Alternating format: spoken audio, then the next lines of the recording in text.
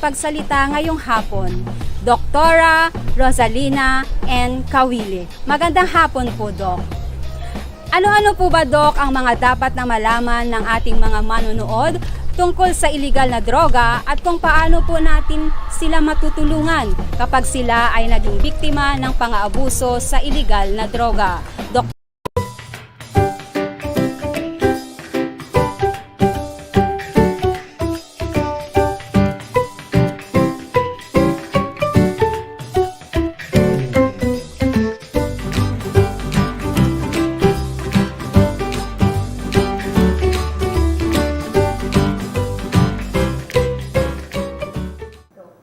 Hi everyone, for today I'm going to talk about demystifying drug abuse.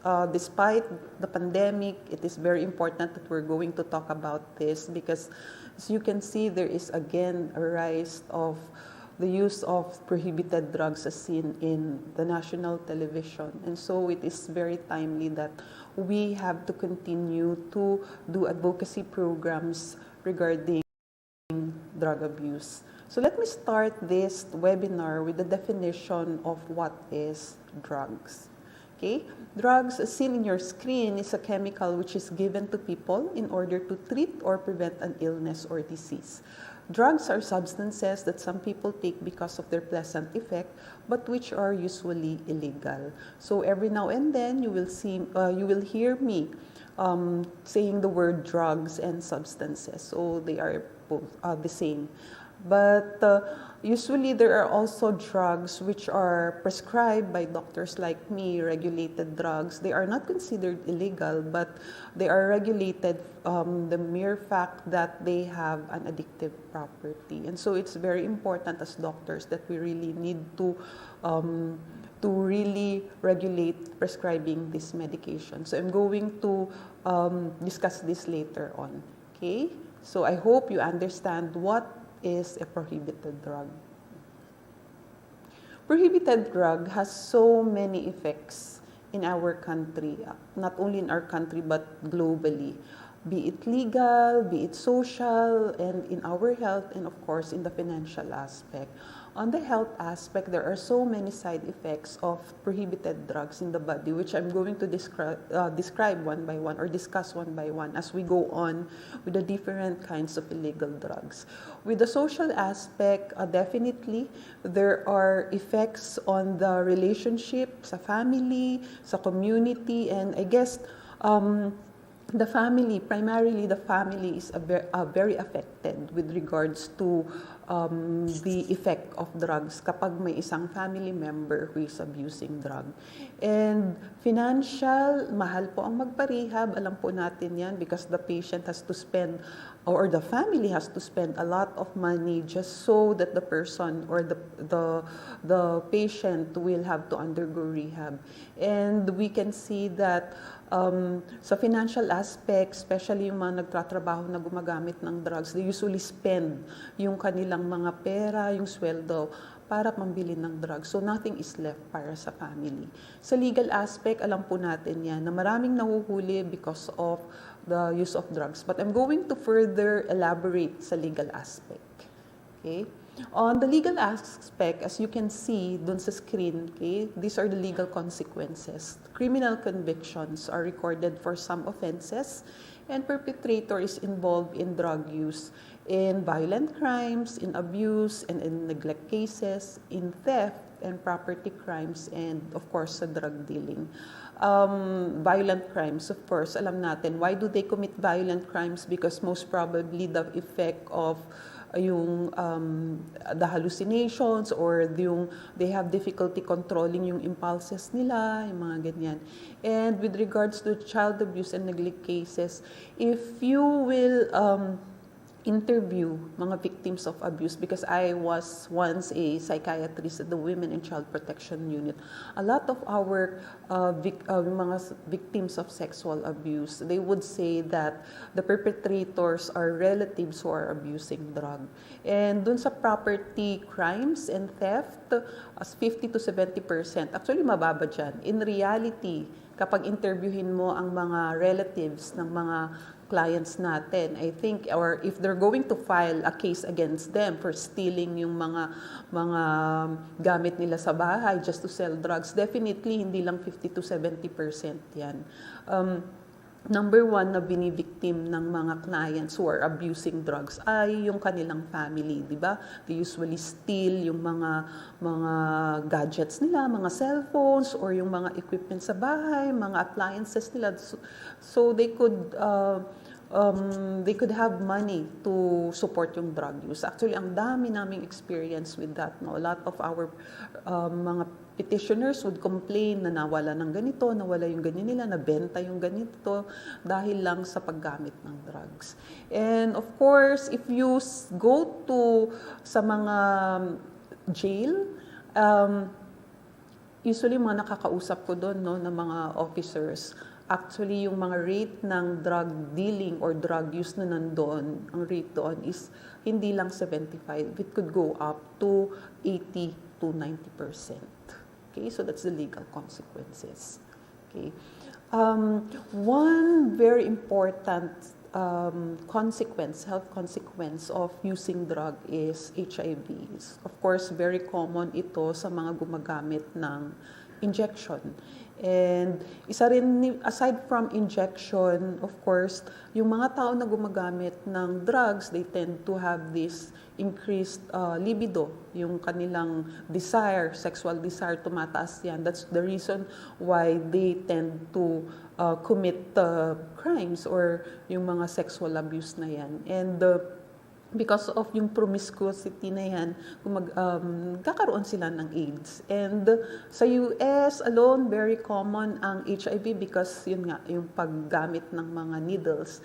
And not so much here in the Philippines, but it is actually slowly rising. I'm going to give you a census or yung data regarding sa mga people who are abusing drugs na may HIV. Okay?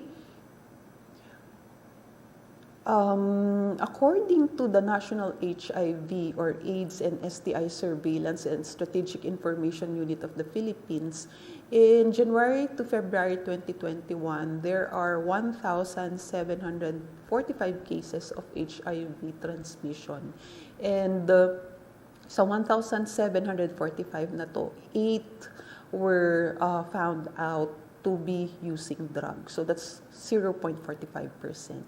And in January 1984 to December 2020, 82,865 cases of HIV were reported, and among that, 2,382, which is 2.87%, are actually abusing drugs. Globally, approximately 69 million of the population are abusing drugs since 2018, and that's 5.4% of the population, and 1 out of 19 people belong to 15 to 64 years of age. So itong data na ito was taken from the Dangerous Drug Abuse Prevention and Treatment Program. In the Philippines, 4 million are abusing drugs since 2017. Majority are males. Bakit males? Because males are more aggressive in nature and they are more impulsive. That's why they tend to abuse drugs more. Majority are employed and high school graduate. Majority are abusing marijuana, shabu, and rugby. Although the number one or the most common substance of abuse is shabu or methamphetamine. And more or less 1,308,070 surrendered. Ito po yung kalakasan ng tokhang noon. That was in July 2007. Okay? And another information gathered dito sa Philippines is sa 10 na gumagamit ng drugs, 9 doon ang lalaki and 1 ang babae. And majority of them are 33 years of age, 49.28% are single, and again, majority uses one type of drug. The most common type drug abuse is methamphetamine. Okay? And in Region 1, this is actually taken from PIDEA, okay, Region 1, 2020. And if you can see the number of cases who are abusing drugs here in Region 1, Pangasinan, La Union, Ilocos Sur, Ilocos Norte, Pangasinan being the highest. Of course, we all know that Pangasinan is a very big place, okay, and province, and that's justify it justifies bakit mataas ang rate ng substance use sa Pangasinan, followed by La Union, Ilocos Norte, and Ilocos Sur. Okay, I'm going to concentrate on the definition of addiction, or why is addiction considered as a brain disease. Okay? Maraming hindi nakakaintindi bakit ang addiction ay sakit. Okay? Sabi nga nila, hindi naman sila may sakit, kundi sakit sila sa lipunan, which is definitely not true. Okay? Addiction is a chronic relapsing brain disease that is characterized by compulsive substance seeking and use despite harmful consequences. So, tinitignan po natin, it's a brain disease. When we say disease, definitely there is an organ affected. And this organ, nagkakaroon ng change in the physiological aspect as well as in the function of this organ that is affected. So, if we can see, in addiction, the organ that is affected is the brain. Okay? And pag sinabi rin po nating disease, definitely may etiological agent yan, or may nagkukos kung bakit nagkakaroon lang sakit. Like in cardiac problem, definitely, ano ba ang reason bakit siya nagkakaroon ng cardiac problem? In diabetes, there is also a reason bakit nagkakaroon ng diabetes ang isang tao. So same with addiction. Bakit siya nagkakaroon ng addiction? Okay? And the etiological agent for this, of course, is the prohibited drugs, shabu, methamphetamine, or the marijuana, or other types of drug. And it is considered to be chronic, okay? It is considered to be chronic because there are definitely changes going on in the brain. Yun yung balik po tayo. It's a brain disease. Definitely, there are changes going on in the brain with the use of drugs. And it becomes chronic because mahirap na pong ibalik yung normal na itsura or yung the physiological aspect doon po sa loob sa utak ng isang tao na gumagamit ng drugs. So I'm going to explain that later on as we discuss the different types of drugs. Okay, there are phases of addiction. We start with abstinence. Ito yung mga hindi gumagamit ng drugs. Experimentation. This one is the stage ng mga teenagers, adolescents, curiosity age. Diba? Ito yung stage na gusto nilang masubukan ito, masubukan yan, mga tipong ganyan. And then recreational, when they start abusing drugs during occasions, mga tipong ganyan, birthday, graduation, anniversary, followed by habituational, na kahit walang okasyon, they continue to abuse drug.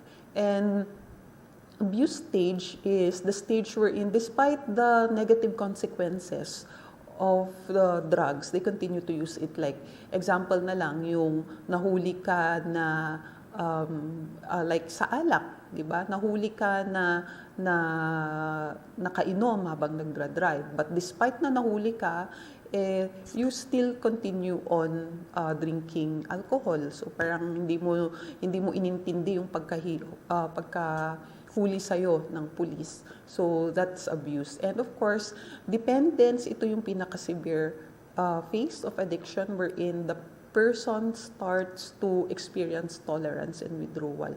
When we say tolerance, ito po yung pataas ng pataas yung gamit po niya ng drugs. Okay? Kung nung, let's say, 15 years old siya, he started using one sachet of shabu. Sa isang sachet na yan, mako-consume niya ng 6 months. But as the time goes by, habang tumatanda siya, let's say he's now already 33, yung isang shabu na yan, magagamit na lang niya ng isang araw, parang ganyan. So in one day, pwede siyang gumamit ng 3 to 4 sachet of shabu. And when we say withdrawal naman, kapag hindi siya nakagamit ng drugs, nagkakaroon siya ng mga signs and symptoms, like nagiging irritable siya, wala siyang ganang magtrabaho, and so he needs to take again the prohibited drugs. So that's withdrawal. So yun po, pag ang isang pasyente ay may tolerance and withdrawal, ito na po yung sinasabi natin that this patient is suffering from or nasa dependence phase na po siya. Okay. Dito po sa screen po natin, ito po yung image ng brain po natin when you cut it in half. So that's the image of the brain. I mentioned a while ago that the part that is affected in addiction is the brain. Okay? So kapag tinitignan po natin sa screen, nandyan po yung the blue image there. Yan po yung ventral tegmental area, dyan kung naproproduce yung very important neurotransmitters in the brain or yung chemical sa utak natin na yung dopamine and serotonin. Ang dopamine, napaka-importante yan. This is a chemical which actually is responsible bakit meron tayo yung pleasurable feeling, yung euphoric feeling. Bakit masaya tayo pag pag mataas yung score natin sa exam.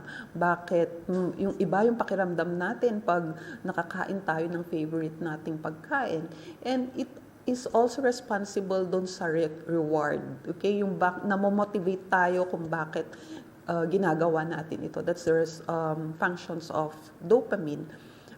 Serotonin, on the other hand, is a neurotransmitter which is responsible para sa good mood natin. Sa mga depressed people, mababa ang serotonin level nila and so nakakaramdam sila ng sadness, ng depression. Okay, so ano po yung effect ng prohibited drugs sa dopamine at serotonin pathway? Okay, ang brain natin normally produces dopamine. Okay? Ang isang tao, pag gumamit siya ng prohibited drugs, what happens to dopamine is that there is a sudden increase of dopamine. Okay? So, kung normal na production ng dopamine sa brain natin is twice lang, with the use of drugs, sobrang nag-i-increase yan, nagiging 10 times. And you would imagine how yung feeling ng isang tao na nakagamit ng drugs, sobrang pleasurable. Ito yung sinasabi ng mga clients namin, no, na description nila, nasa cloud 9 sila, nasa yung state of nirvana, na hindi parang kakaiba yung feeling, na gustong-gusto nila yung feeling. Okay? So, yun yung nagagawa ng drugs sa utak ng isang tao. But the problem here now is with the use of dopamine or yung drugs, with the continuous use of drugs, the brain can no longer produce the normal dopamine and serotonin. And so, anong mangyayari? The person needs an external source of dopamine para lang maramdaman niya ulit yung pleasurable feeling na to. And so that is the reason kung bakit ang isang tao paulit na gumagamit ng drugs para lang makaramdam ulit siya ng pleasurable feeling. Okay, you can see in your screen the image of a brain. So, yan yung prefrontal cortex. Ito po yan, itong part na yan. Okay? Yung green part there indicates na hindi mature ang prefrontal cortex ng isang bata. Ano po ba yung gamit ng prefrontal cortex? Actually, ito yung in charge sa judgment ng isang tao or the memory yan. But more on sa judgment. So, I mentioned a while ago na hindi pa develop yung kanyang prefrontal cortex. So therefore, ang isang bata, hindi pa develop yung judgment niya. Nagde-develop na lang ito or nagmamature yung prefrontal cortex ng isang tao if he or she reaches the age of 20 and above. Okay? So, dito rin, nagkakaroon na rin po siya ng judgment. Okay? I-improve na yung judgment niya. Ang problema dito is when a child or an adolescent or a person started abusing drug at a very early age, let's say adolescent, let's say 9, or yung childhood, yung 11 to 12, 13, 14, yan. Gumagamit lang sila ng drugs because of curiosity, di ba? So, they still do not think of the negative consequences of using drugs. So, basta gusto lang nilang gamitin yan. But the problem there is when they reach adulthood na kung saan fully developed na ang kanilang prefrontal cortex or they're now able to have they're able to have yung judgment na yan. The problem there is despite knowing the negative consequences of drugs, they can no longer, they have difficulty already discontinuing the drug use because they're already addicted to that. Okay? So, the neurobiology of addiction, as explained kanina, yung sinabi ko, when you can stop, you don't want to, and when you want to stop, you just can't. So, ito yung mga typical example ng mga tao na nag-umpisa ng paggamit ng drugs at a very early age. So, I talk to a lot of patients, kapag i-interviewin mo sila, no, they started using drug at age 11, 12, 13, 14, and look at their age right now. They are 44, 50 plus, nasa 30 plus, and bakit despite na alam nila na hindi magandang paggamit ng na hirap pa rin silang itigil ito. So yan po yung explanation na yan. Okay? In this screen, you can see a PET scan of yung brain natin. So, due to the advances of technology, we're now able to see kung ano po bang nangyayari sa utak ng isang tao. If you're going to look at this slide or yung picture dito sa left side ko, yan, yung tatlong brain na magkakahilera dyan.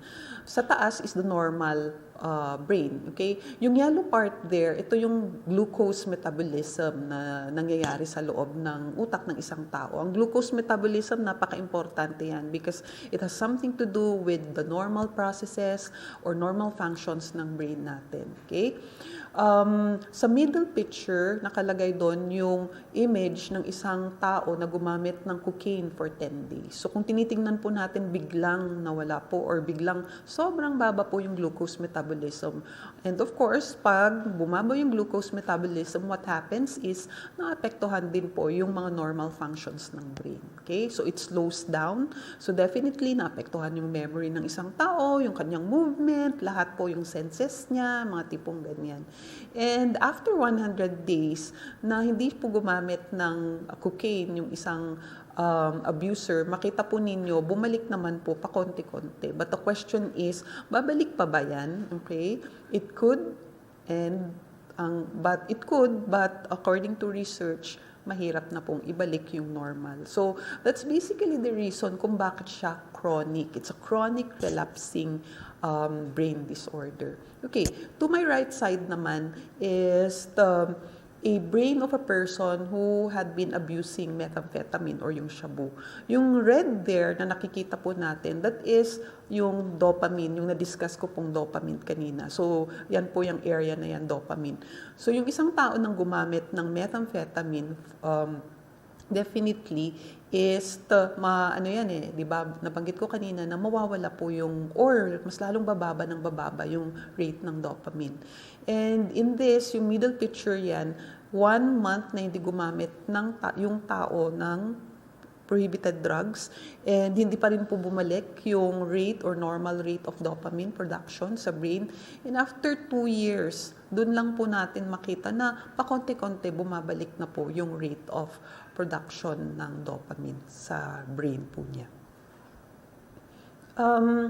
One very important cell sa brain natin is yung microglia, okay? Microglia, ang function po nito is prevents yung basta it is something that is protective sa brain natin. Kinakain niya yung mga brain cells na namatay na or no longer functioning, okay? With the use of methamphetamine or prohibited drugs or any prohibited drugs, itong microglia na to is dumadami ng dumadami. Okay? Hindi po maganda pag sobrang nag-i-increase yung microglial cells na to. Ang nangyayari is, these microglial cells is no longer able to detect kung ano yung normal cells or abnormal cells sa brain. Okay? So, lahat po kay normal cells or abnormal cells sa loob ng brain, kakainin niya po yan. Okay? And that leads to neurotoxicity. So, when this occur, definitely, it will again lead to changes or signs and symptoms ng isang tao. Nagkakaroon ng problem in memory, nagkakaroon ng problem in movement, in coordination, lahat po yan sa senses. So, that's really the effect of using prohibited drugs. Okay? So, yan po yung mga health effects ng prohibited drugs. Okay, to understand it more, medyo baka hindi pa po natin naiintindihan kung anong nangyayari sa utak natin, no, pag gumagamit ng drugs. Okay, just imagine na yung mainit na palayok, that's the drug, and yung itlog there or the egg, that's the brain. So when you combine them together, anong mangyayari? Yung brain pakunti-kunting nag-shrink or nalulusaw siya.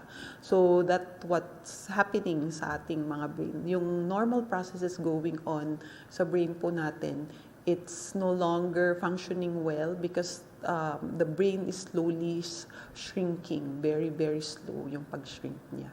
Okay?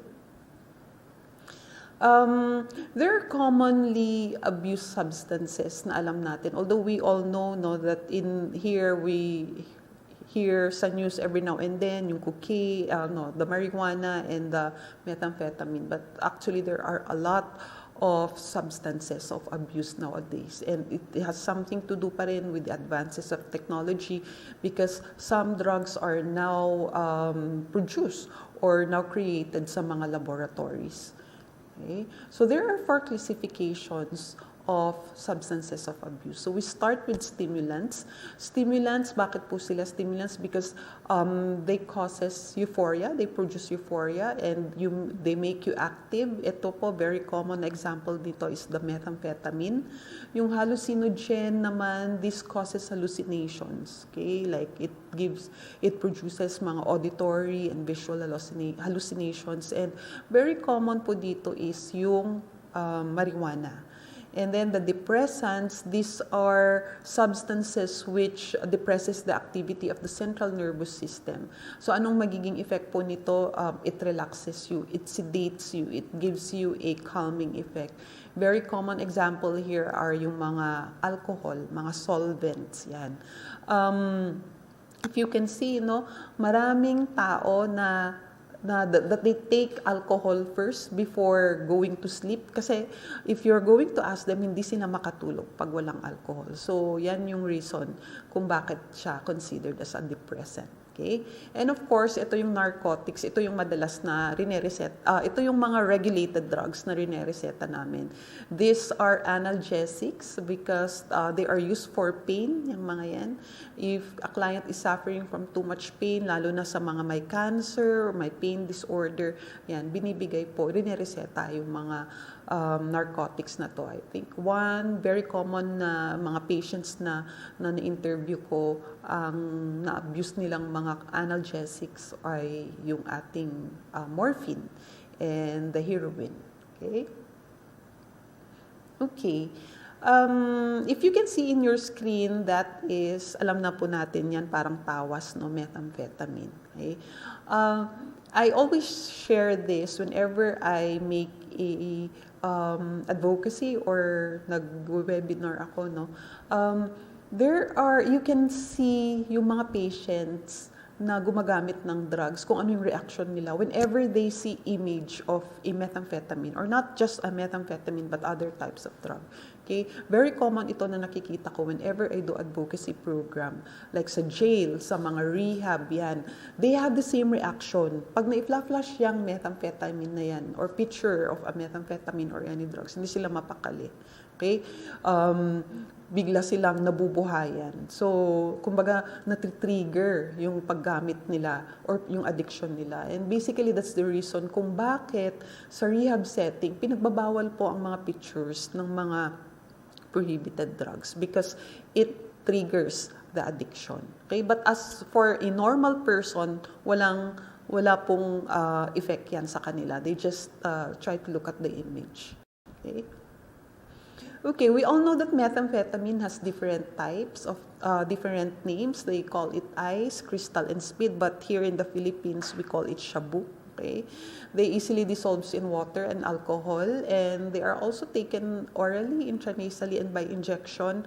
And they belong to the stimulant category because they increases performance, as mentioned a while ago. Okay. And that's yung mga ways of taking or using methamphetamine. Okay. So these are the short-term effects and the long-term effects. Yan. For the short-term effects, it's there. It increases attention and decrease fatigue. Kaya yan, madalas ginagamit po yan ng mga nagtatrabaho, particularly sa mga nagtatrabaho sa gabi, call center agent, yung mga driver, yung mga kargador sa gabi, lahat halos ginagamit nila yan to keep them awake. And of course, to increase yung activity nila. Ito ginagamit rin yung lalo na if they're yung naglo-lose ng weight, yung gusto nilang mag-diet, yan. Usually they take shabu.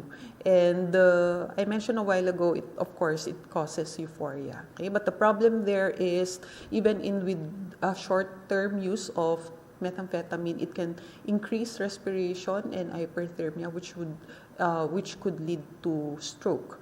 Ang long-term effect niya could lead to psychosis and addiction. I mentioned kanina po yung dependence. Addiction psychosis, the client starts experiencing or having symptoms of hallucinations already, auditory and visual, and delusions. Delusions is they start to have fixed false belief. Okay? Parang naniniwala sila na wala naman silang basehan, na pinag-uusapan sila ng mga tao kahit hindi nila kakilala, or iniisip nila na may balak na pumatay sa kanila kahit wala naman, mga tipong ganyan. So you observe that they are very suspicious already. And there is a change in the mood, become irritable, mga yan. Pag hindi sila nakagamit, sobrang irritable itong mga to. And repetitive motor activity, ulit-ulit yan na makita mo hindi sila mapakali, or yung kamay nila jittery, yung muscle, nagkakaroon ng mga muscle spasms, mga tipong ganyan. And of course, in the long run, this will lead to stroke and weight loss. So kung makikita po ninyo, halatang-halata mo yung gumagamit ng shabu. Kasi pare-parehas yung makita mo yung itsura nila because of yung weight loss na yan. Oh, these are other effects of methamphetamine in the body. Okay? I'm not going to discuss it one by one, but this is just to show you that meth has different effects sa katawan natin. The brain is affected, of course, the heart, yung ating kidneys and liver, definitely, because lahat naman yan, lahat na we take goes to the liver and the kidney. And of course, the mouth and the skin, which will be shown later on. Okay, so other effects, we have the psychological effects, physical effects, and of course, yung extreme use. Ayan po yan. So I'm not going to discuss one by one. Tingnan na lang po natin sa screen po natin. Okay?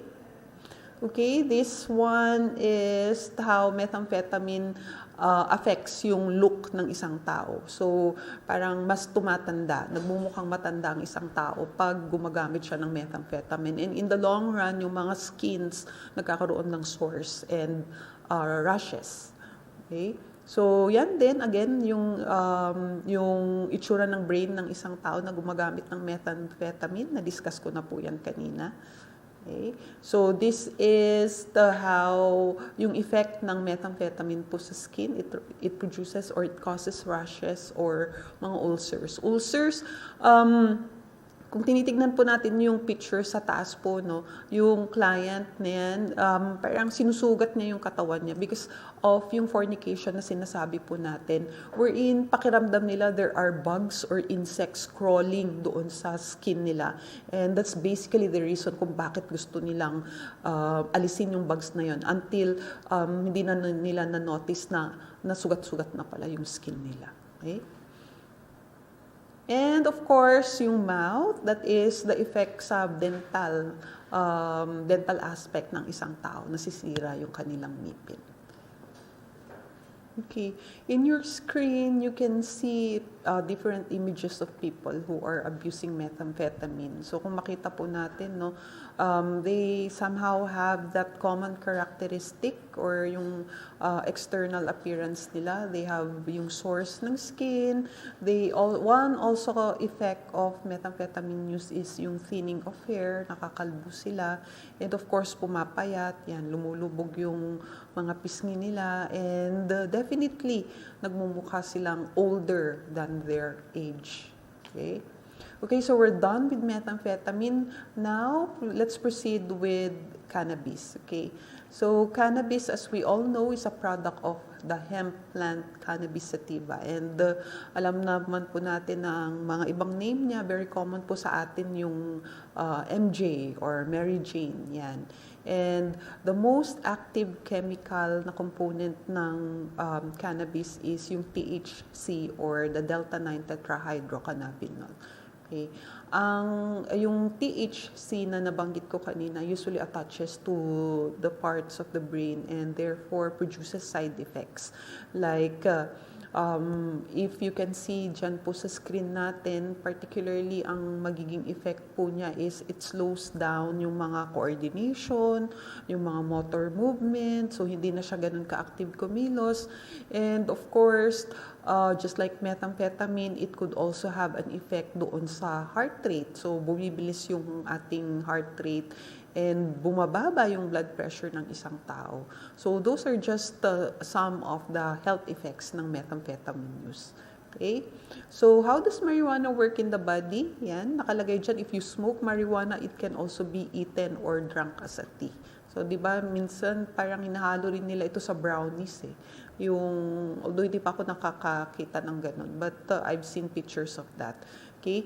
And when you smoke marijuana, of course, it results to rapid absorption. Pupunta yan sa katawan. It immediately, it's immediately disintegrate into the body. And ang mangyayari yan is it increases yung THC level sa brain natin, thereby binding to the cannabinoids neuroreceptors sa utak po natin, which lead actually to the impairment ng memory, ng coordination ng isang tao.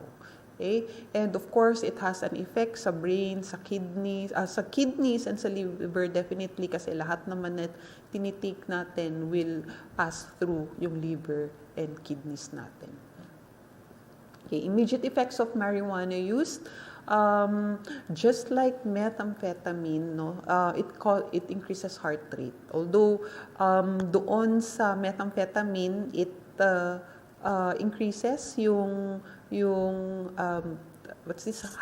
nagkakaroon ng increased activity ang isang tao, but for cannabis, nagkakaroon ng lack of coordination or slowed reaction time.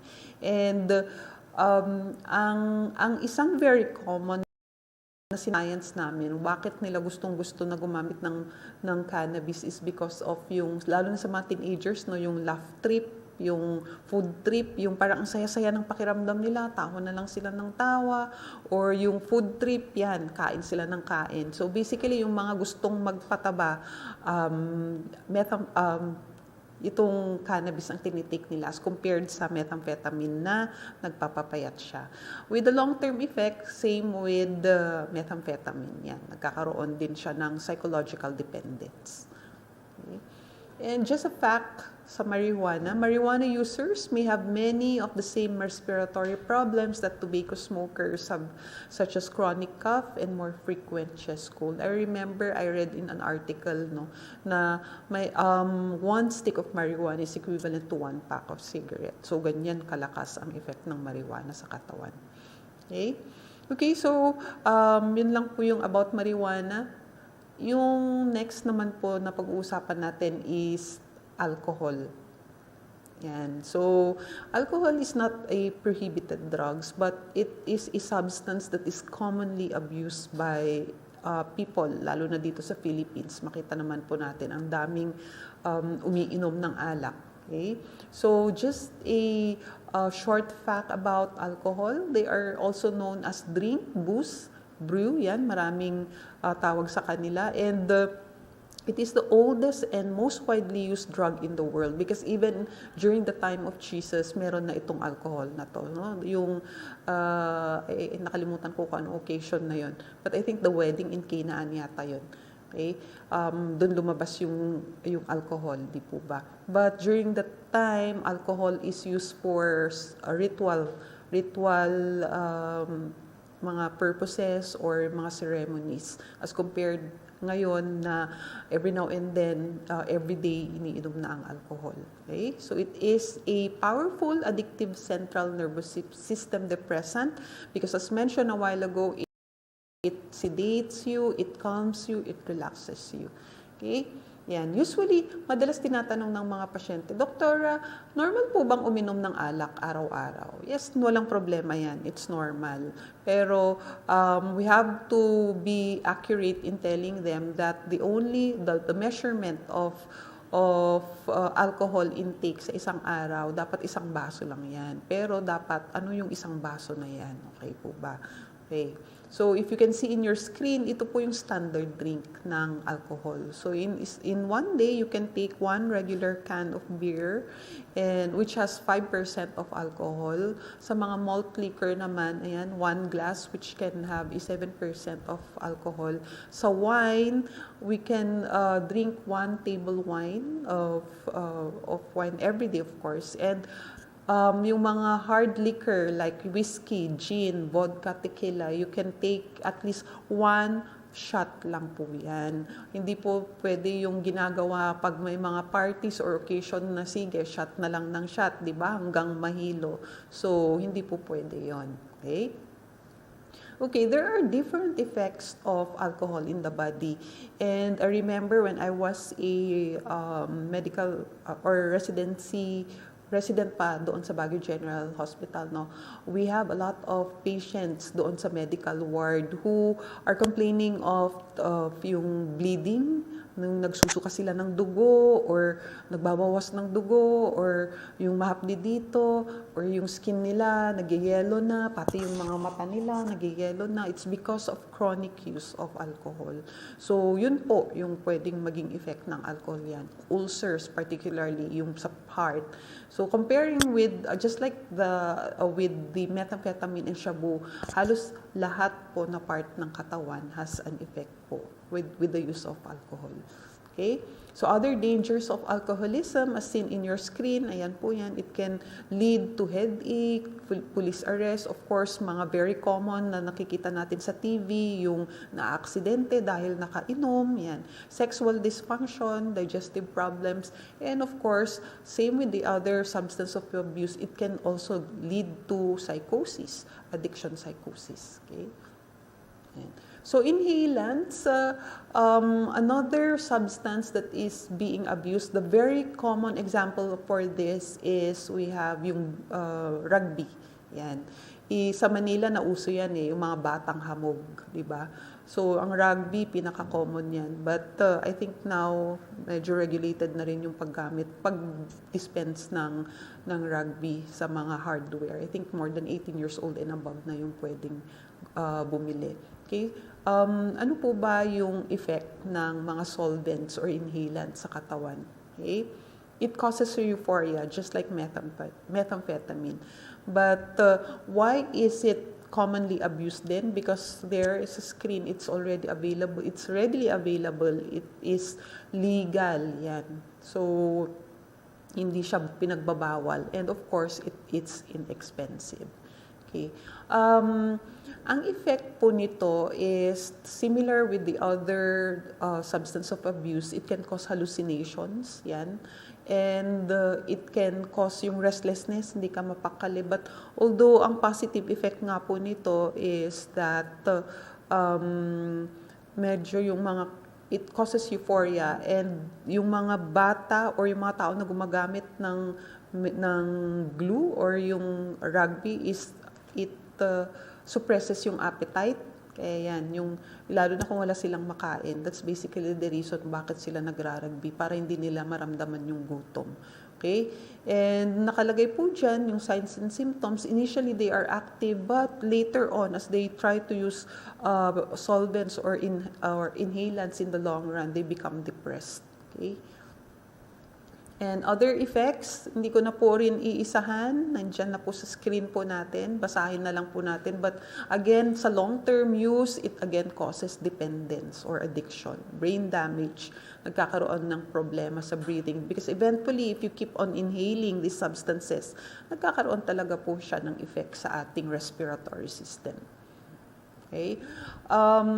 Effects in the brain, we have this, yung ating brain, meron tayong sinasabi na myelin sheath itong myelin sheath na to, na kapag titignan po natin sa screen yan, no, siya po yung nagpapabilis ng processes doon po sa brain po natin. Kaya mabilis. Bakit tayo mabilis mag-isip? Bakit kapag sinabi natin na color, ano ang color red, agad-agad nagre-register kung anong red na color sa utak natin. That's because yung myelin sheath, siya yung nagpapabilis ng proseso na to. And ito yung naaapektuhan with the use of inhalants. Okay? Dumidikit sila dito sa myelin sheath na to.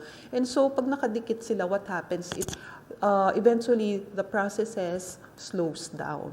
Kaya nakikita mo, nagkakaroon din ng slowed motor coordination, nagiging depressed yung isang tao. And this is the reason kung bakit nakakaramdam ng isang tao ng mga ganyan with the use of inhalants. Okay, ecstasy.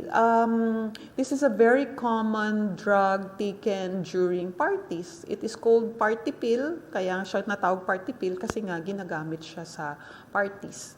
Okay? And bakit nga kaya ginagamit siya madalas sa party, di ba? Okay. There is an active ingredient of ecstasy which is methyldioxymethamphetamine, and it could last for 3 hours sa katawan natin. Mabilis po siya mag-disintegrate sa katawan natin. So once a person takes ecstasy, within 30 minutes, mararamdaman na po ng isang tao yung effect po niya sa kanya. Now, bakit siya party pill? Kasi kapag nandun ka sa party, what happens is yung mga senses mo nagiging na-magnify, nagiging vivid yan masyado. And syempre sa isang party, no, palaging may tugtog yan, mga yan. And so with the sound yan sa background, maririnig mo kahit yung pinakamahina na instrument. And you have that urge to really move, to dance and dance. Masaya yung feeling mo, euphoric yung feeling mo, and yun nga, very active pa. Tapos napakaganda pa yung mga naririnig mong mga tunog-tunog na yan. And so you really want to dance, and you really want to move. The problem here is with the continuous moving or dancing, nagkakaroon ng increased heartbeat, okay, heart rate, which would lead to increased perspiration, di ba? So kapag ganun ang nangyayari, what happens is yung nagkakaroon ng hyperthermia, na de-dehydrate yung isang tao, and eventually yung feeling of yung gusto niyang uminom ng uminom. And so if a person who experiences this, tapos nasa party pa siya, ano ang gagawin niya? Of course, ang unang niyang gagawin is to drink. But the problem there is ang una niyang iinumin ay alcohol. So that's basically the danger of combining yung alcohol and ecstasy, which could lead to stroke. And basically that's the reason kung bakit ang daming di ba, namamatay kinaumagahan, sabi nila bangungot, but only to find out gumamit pala ng ecstasy and alcohol. So if you remember si Rico yan, it's a very common example ng effect ng ecstasy and alcohol. And if you can remember yung MOA incident na kung saan ang daming namatay, dead on arrival sa nearby hospital after attending or during yung concert noon sa something close-up concert noon sa MOA.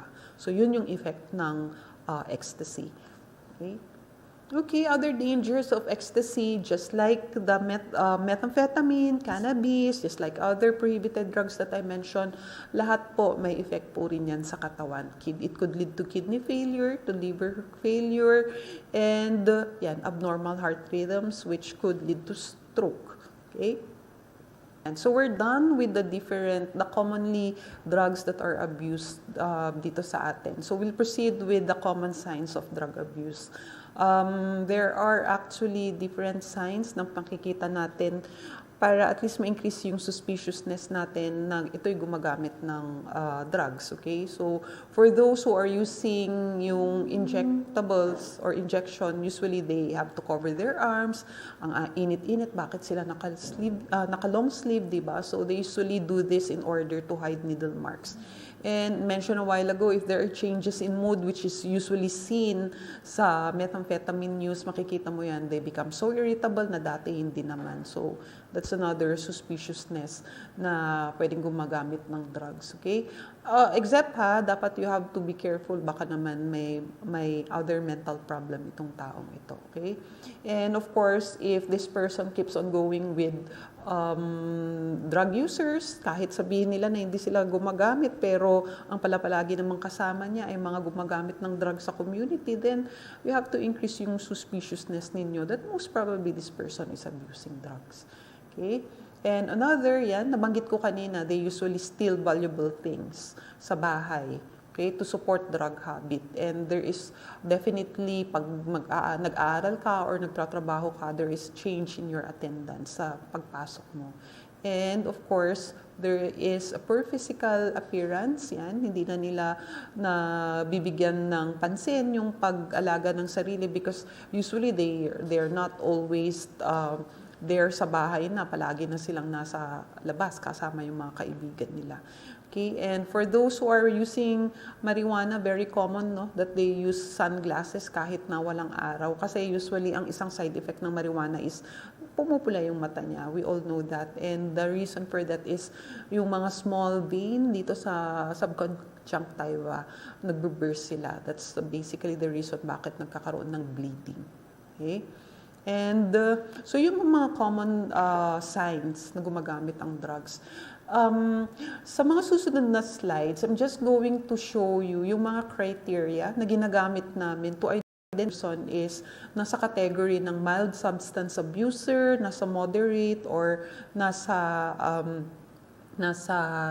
severe category po siya. So ito lang po yung ginagamit naming criteria. Usually, I'm not going to give emphasis on this already.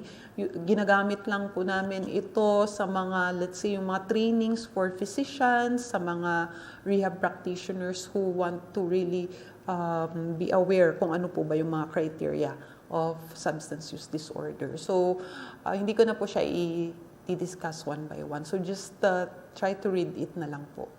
Okay, so next. Okay, so these are other criteria. There is a recurrent stimulant use, continued stimulant use despite having persistent or recurrent social or interpersonal problems. There are occupational, social, or recreational activities that are given up because of the use of drugs. And there is a recurrent stimulant use in situation in which it is physically hazardous. So there is a continued use despite knowledge of having a persistent or recurrent or physical or psychological problem. And I mentioned a while ago, tolerance or withdrawal. Ang isang pasyente, pag meron na po yung tolerance and withdrawal, then definitely that person is categorized to be having severe substance use disorder. Okay, so when is drug use a problem? Kailan po ba nagiging problema ito? Okay, so para mas lalo po nating maintindihan, So sa screen, nakikita po ninyo ang picture ni Whitney Houston. Okay, so Whitney Houston is a very popular singer dati. I think kahit ngayong wala na siya, her songs are still very, very popular, di ba? Paano nagiging problema ang paggamit ng drugs, or kailan mo masasabi na problema na yung paggamit ng drugs? Ito parang just like Whitney Houston, no, nawala yung kanyang kayamanan, sobrang sikat siya, and despite yung talent niya, her life was ruined because of her drug abuse. So the lesson behind this is no matter what status of life you have, whether you're rich, you're poor, you're educated or not, sikat ka man or hindi, but once you try abusing drugs, definitely you will get hooked to it and has difficulty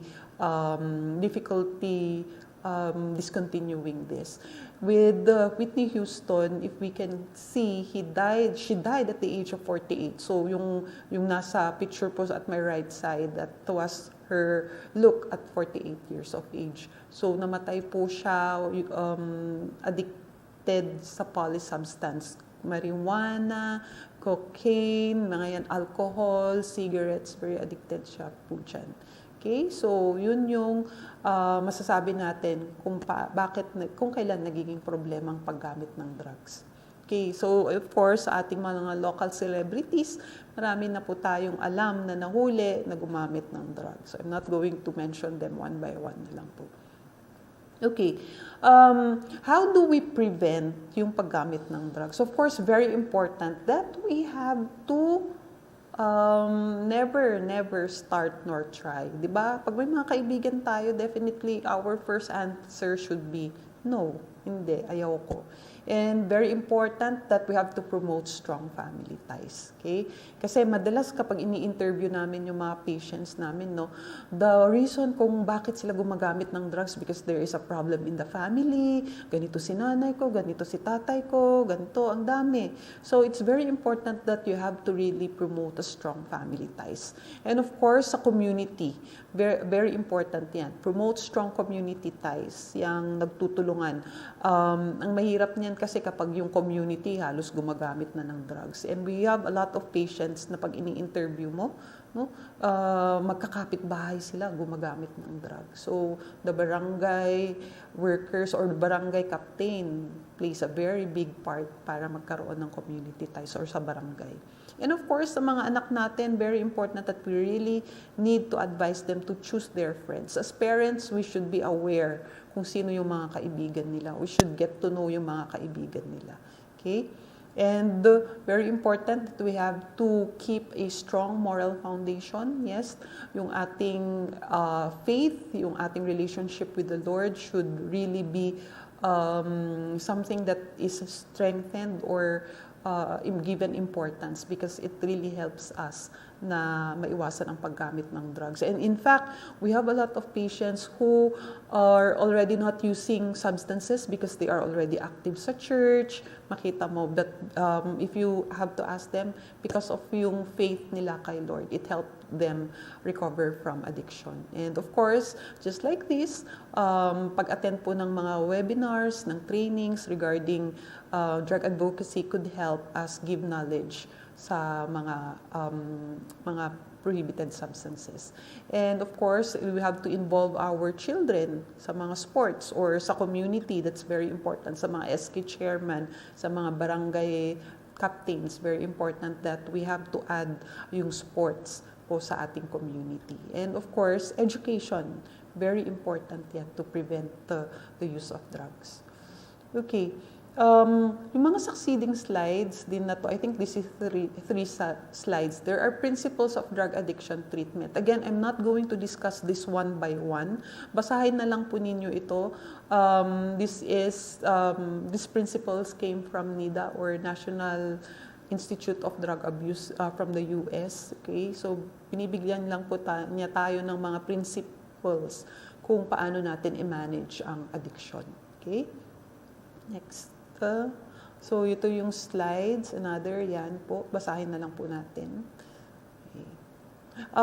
Let me just give emphasis on number 6. Retaining the clients in treatment for an adequate period of time is critical for treatment effectiveness. That's basically the reason kung bakit ang rehab ay matagal. Okay? Ang rehab ay matagal. It's usually 6 months to 1 year, followed by an aftercare of 18 months. Kasi, a person who is addicting drug will not just improve in 1 day or 1 week or in 1 month. Okay, that's long term and it's a process that the patient will have to undergo. Okay. Okay. In 11, kung tinitingnan need to be voluntary to be effective. Yan yung reason din kung bakit sa rehab ang daming dinadala po doon na sa pilitan. But in the end, pag nakompleto nila po yung programa po nila, makita mo yung improvement po sa kanila. Okay. And 17, kung mabasa po ninyo sa 17, engaging the family while the addicted client is being treated should be a component of treatment. In a rehab setting, family therapy is also very important. Sabi nga po nila, addiction is a family disease because kapag may isang kapamilya na gumagamit ng drugs, buong membro ng pamilya ay affected. And so, family therapy is very important. So, you have to engage the family while the addicted client is being treated also. Okay. How do we manage yung mga people who are suffering from substance abuse, we have to classify them first para mabigay po natin yung proper management sa kanila. So, sa mga abstainer, experimenter, we do preventive education or yung counseling. Sa mga mild substance user, ito yung rine-refer po natin sa community-based rehabilitation. Sa mga moderate substance user, ito po yung rine-refer or tinitreat sa isang facility as outpatient. So, in San Fernando, La Union Treatment and Rehabilitation Center, we actually catered or we have program for patients who are suffering from moderate substance abuse. Okay? And for residential management, ito po yung mga severe substance use. Ito po yung may tolerance withdrawal. So definitely, they have to stay in the facility as inpatient for 6 months to 1 year. And of course, sa mga pasyente, aside from abusing drugs, but who have psychiatric problem and medical problem, we have to give the proper management to them while undergoing rehab. Okay? So, rehabilitation is very important. Ito yung management na ginagawa natin sa patient natin. And the purpose for rehab is to prevent relapse. Kasi I mentioned nga a while ago, it's a brain disease, it's a chronic relapsing brain disease. Okay? So, rehabilitation plays a very important role para maiwasan po natin yan. And of course, para ma-prepare natin ang client na bumalik sa community without the use of drugs. Okay. So, yun po, nag-e-end po yung aking lecture, but I'm just going to give you a short background po ng San Fernando, La Union. Okay, DOH San Fernando, La Union Treatment and Rehabilitation Center is the newest rehab dito po sa Region 1. Okay, so we have TRC Dagupan and nationwide, tayo po yung pangatlong institution na nagkikater sa female for residential patients. But sad to say, as of now, wala pa po tayong residential dahil hindi pa po tapos yung aming building. Okay.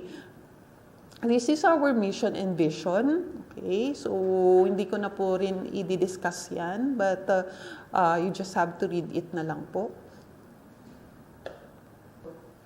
Okay, just to give you a short historical background on how SFLU-TRC started. So in 2009, if you can see there, the project of a drug treatment and rehabilitation facility in La Union was urgently initiated by former Congressman Victor C. Ortega and former Governor Manuel Manoling C. Ortega. But it took years bago po tayo nakahanap po ng lote for the rehab. And so in May 19, 2016, the lot was donated through a deed of donation to DOH Region 1, represented by the former Regional Director of DOH, Dr. Myrna Cabutahe, by the Honorable Governor Manuel C. Ortega on behalf of the Provincial Government of La Union under Sangguniang Panlalawigan Resolution number 175-2016 dated April 28, 2016. Okay? And in April 28, a groundbreaking ceremony was attended by La Union Governor Pacoy Ortega III and of course Yusek Roger Pitongan.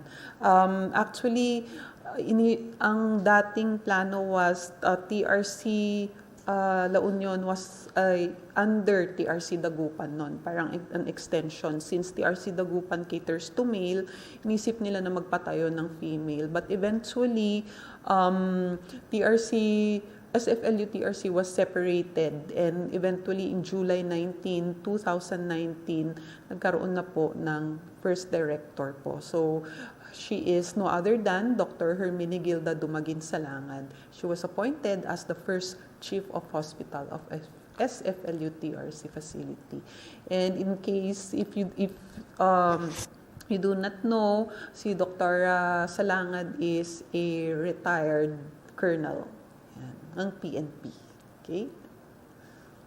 And this is the first batch ng mga staff ng SFLU-TRC. They were appointed November 19 to December 3, 2019. So kung tutuusin, mag-2 years pa lang po kami. Okay? And this is the building namin po nung unang pumunta kami dito. This was January 2020. So if you can see, hindi pa po siya ganun ka-improve. But now, nag-i-improve naman na po. Okay, so ito yung residential building. This building is supposed to be for inpatient, but may problema sa construction ng second floor, kaya medyo natigil muna. So that's basically the reason kung bakit hindi pa po kami tumatanggap ng patient, and we decided to start with our outpatient. Okay, but again, we need to secure din pala a license for our inpatient, and that's also the reason kung bakit for now ay medyo hindi pa po kami tumatanggap ng inpatient OPD program.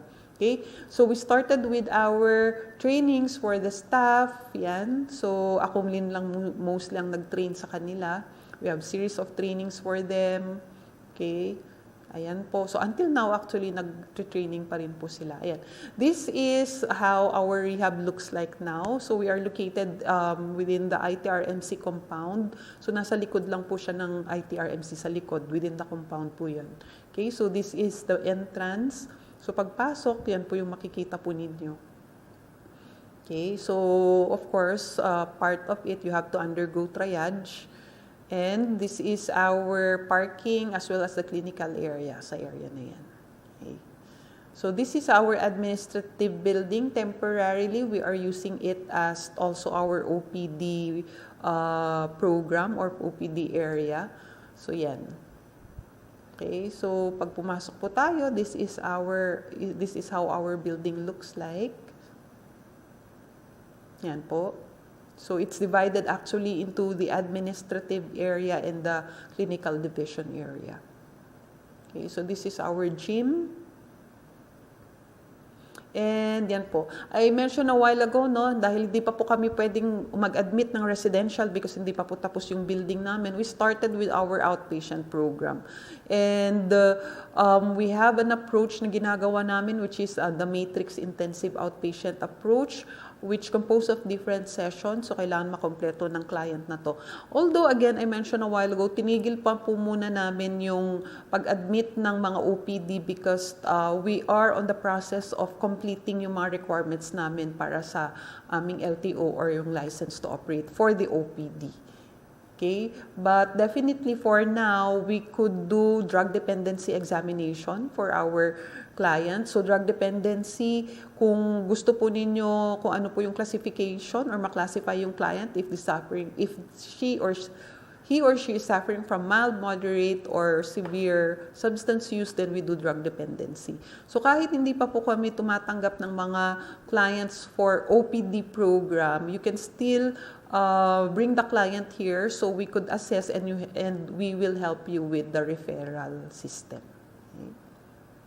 Okay, so busy or very active in doing a drug awareness campaign or advocacy campaign such as this that we are doing now.